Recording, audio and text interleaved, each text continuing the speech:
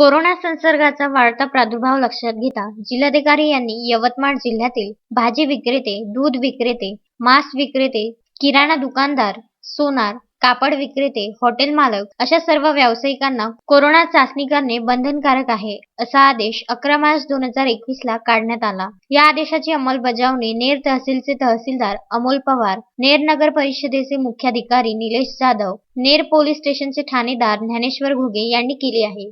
जिल्हाधिकारी यांच्या आदेशावरून यांनी नेर शहरातील व्यापारी मार्गावरून चाचणी करणे व्यापाऱ्यांना बंधनकारक आहे, अशी जाहिरात केली व या जाहिरातीत असे सांगण्यात आले की जे व्यापारी कोविड चाचणी करणार नाही व ज्यांच्याकडे कोविड चाचणीचे प्रमाणपत्र राहणार नाही त्यांच्यावर गुन्हे नोंदविण्यात येईल व त्या दुकानदाराचे दुकान सील करण्यात येईल, अशी जाहिरात करण्यात आली.